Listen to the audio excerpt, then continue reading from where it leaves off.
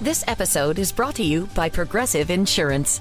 You chose to hit play on this podcast today. Smart choice. Progressive loves to help people make smart choices. That's why they offer a tool called Auto Quote Explorer that allows you to compare your Progressive car insurance quote with rates from other companies. So you save time on the research and can enjoy savings when you choose the best rate for you. Give it a try after this episode at Progressive.com. Progressive Casualty Insurance Company and Affiliates. Not available in all states or situations. Prices vary based on how you buy. Tomorrow, we start giving away the 5K a day. Right now, Sleaze, brought to you by McDonald's. Support local business owners and entrepreneurs in your neighborhood by visiting a nearby McDonald's today. You know, we mentioned this yesterday about the death of Robert Redford at 89. So sad. An outpouring, though, from actually around the world, because he was also an activist, as you know. But wouldn't you say he was like the epitome of a movie star? The American movie star. I mean, and don't forget Sundance, which he created. He created Sundance, but you think about all the classic movies, Butch Cassidy and the Sundance Kid, Ordinary People, All the President's Men.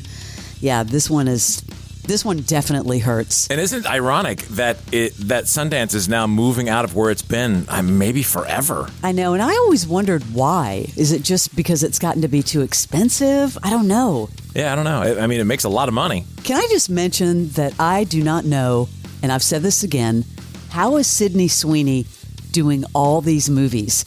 Did you see the one that had kind of a hard launch on Instagram yesterday? Yeah, how is she doing them all, and especially ones with physical transformations? Like the Christy Martin movie, she had to get super beefed up and then lose it all quickly. She gained 30 pounds for that. So this one's called The Housemaid. Sydney Sweeney and Amanda Seyfried, a little twisty thriller. Man. It follows a housemaid named Millie, played by Sydney Sweeney, who takes a job at Nina and Andrew's home and realizes there's a lot less happy there than appears. Apparently based on a book. And they said, you will love this, the secrets, the tension, the twists.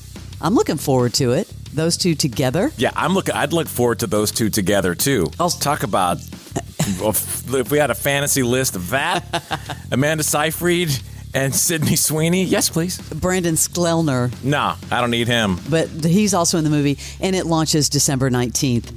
Everyone's still talking about the win for the youngest Emmy winner, 15-year-old star Owen Cooper, of course, from Adolescence. Very happy for him. Really happy for all the Adolescence wins. But he got to meet his hero, his idol, and it was Jake Gyllenhaal. Jake Gyllenhaal is my favourite actor of all time, so yeah, I can't wait to meet him. I'd love to work with Jake Gyllenhaal. Who are you most excited to meet?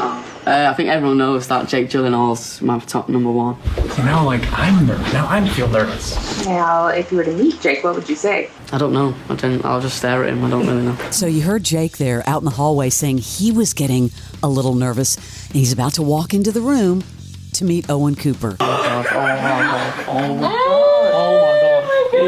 Oh my god. Yeah, So nice to meet you. And you. I have a present for you. Oh, okay. I made this movie and I got nominated for an Academy Award. Yeah. And a friend of mine sent me this before. It's just a lucky duck. Keep it in your pocket. Oh, thank you. To give you a little bit of luck. Thank you. Oh, wow. Thank you. Yeah, man. Thank you. That means a lot. I just came by because he's just been talking about me too much, so I just figured stop it. Just stop it. Get it done. Thank you for that. Thank you. That was really sweet. He gave him that little trinket, and his mom and dad were there. I got chills just watching that clip. Actor Paul Mescal, who's on the cover of Rolling Stone this month, you know he's going to play Paul McCartney in that new Sam Mendes Beatles biopic. Yeah, he got to meet Paul, and he got to play Blackbird with Paul McCartney. I will never forget it as long as I live. I got to play Blackbird with him. That's the coolest thing that my job has ever afforded me. I was kind of having an outer body experience, being like, I was in drama school 9 years ago and now I'm sat opposite Paul McCartney and we're playing Blackbird. Like to be sat in front of somebody playing one of the most famous, most covered songs of all time, but then to be sat in front of the person who that came out of his mind, I was like, I love my job. I've been learning left-handed, so it's been pretty intense. It was just a very special thing. Who could ever prepare for that? You're going to audition for a role playing Paul McCartney, and then they're like, okay, you're going to perform with him. What? What an out-of-body experience. Hey, the ratings look to be really good for the Emmys, even though people thought it was kind of boring. 7.4 million viewers, up from last year. But Barnes, can I put that in perspective for you? There was a Netflix live box match, a little boxing match between Terrence Crawford and Saul Alvarez. Alvarez who? Sorry, it's like I don't know my boxers.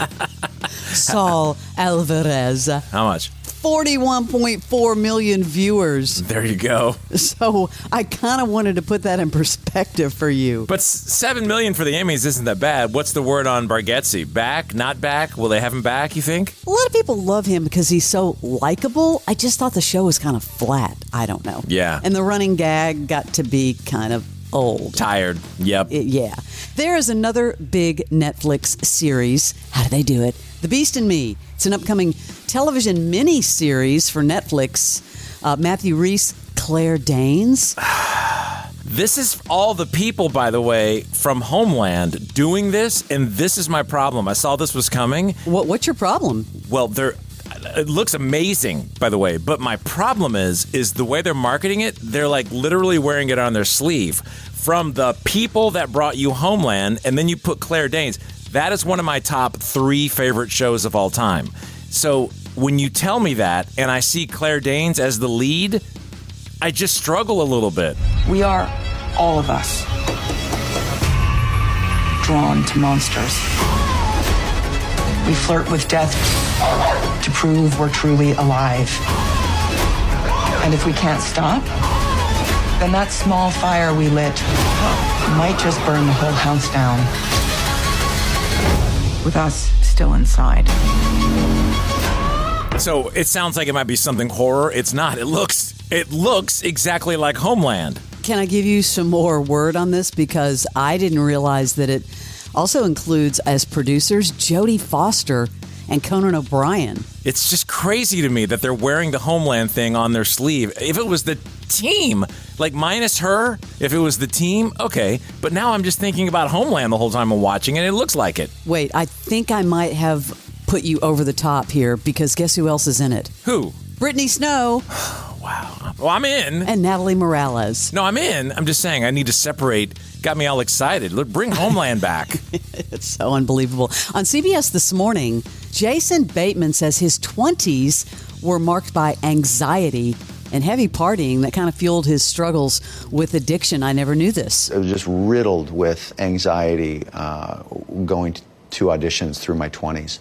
You know, fortunately, by the time I got to 31, so there was a decade of deep anxiety that was probably exacerbated by the amount of partying I was doing, which, you know, can feed paranoia and all that kind of crap. But that's another story. By the time I got to 31, I got Arrested Development, which changed everything and put the paddles on the chest of my career, and up came the heartbeat again, because it was watched by people in Hollywood. The people that hand out jobs really liked it. So it was a great fit for me and came right in the nick of time. That was one of those shows I just never watched it. You had to really get into it. I was a big fan. And then, of course, he repeated that with Ozark, if you think about it. But for someone that had all those struggles, he still looks like he's 20 years old. Yeah, he does. This episode is brought to you by Progressive Insurance. Do you ever think about switching insurance companies to see if you could save some cash? Progressive makes it easy. Just drop in some details about yourself and see if you're eligible to save money when you bundle your home and auto policies. The process only takes minutes, and it could mean hundreds more in your pocket. Visit Progressive.com after this episode to see if you could save. Progressive Casualty Insurance Company and Affiliates. Potential savings will vary. Not available in all states. Hi, I'm Joe Saul-Sehy, host of the Stacking Benjamin Show. Every week, we talk to experts about personal finance trends. While we were talking, I had to jump on ChatGPT real quick. ChatGPT said, cut up the cards. It said, hey, knucklehead, weren't you just talking about investing in dollar cost averaging? Why don't you save a few bucks? You never knew personal finance could be this fun. If you're bored, don't start messing with your investment. Get a hobby, man. Get into photography. Buy an airplane. Guess what investment I made? The one that keeps on giving. Stacking Benjamins. Follow and listen on your favorite platform. Billy Bob Thornton, such an interesting person. And every time you see an interview with Billy Bob, you get a new story. This is the story behind which I never knew, Johnny Cash and Billy Bob Thornton's song that was never released. And I knew Cash pretty well. I never got over being nervous around Cash. He was from Arkansas, Dyess, Arkansas. And he and I did a duet together. We never put it out, but it was one of his songs. Can you cuss on this or no? Sure. Okay. So we went over to the studio over in Encino, and he said, well, you got any ideas, son?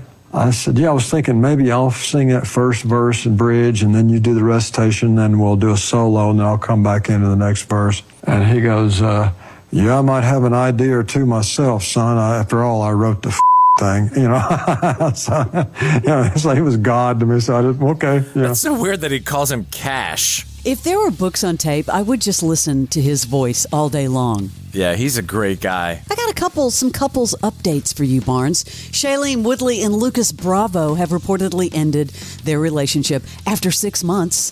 They were in Paris together, and he is in Emily in Paris. He plays Gabrielle. I thought Aaron Rodgers was the problem before, like when those two, but now, I mean, she's jumping from thing to thing to thing. What's up? Well, I know, but I have to say, if you think about Lucas Bravo, he's the guy, again, who had the breakout role in Emily in Paris and then trashed the show. I mean, that's not smart. How does your mom do that to you? They name you Lucas Bravo. That just seems like such a tough one to... You're in the room. Hey, everybody. I'm Lucas Bravo. Hey. Another couple alert for you. An insider claims that Katy Perry and Justin Theroux are still seeing each other after that viral dinner date. They're kind of keeping it on the down low now. Very interesting. Update for you on Lil Nas X. Currently in treatment, which is good. Following his recent arrest for battery of a police officer in L.A. Yeah, they confirmed this outside of the courthouse. Remember, he was arrested after attacking a police officer, resisting arrest while wandering semi-nude and then nude on the streets of L.A. No details about the treatment, but his November 18th is when he has his court date. I kind of wish him well. That was a very, very sad scene. Strange-ass story. That's your Celebrity Sleaze. Actor Michael Rosenbaum, he knows some of the most talented people in the business. And we try to bring you candid, open interviews, not just actor stuff. Julie Bowen is fantastic. You know when you leave a job and you know you haven't done your very best job? I hate that feeling. And if you're here for the wonderful Sarah Silverman, you came to the right place. Comedy dies in the second guessing of your audience. You just have to keep writing what you think is funny right now. The Inside of You podcast. If you really love the podcast, follow and listen on your favorite platform. Follow us. It's free.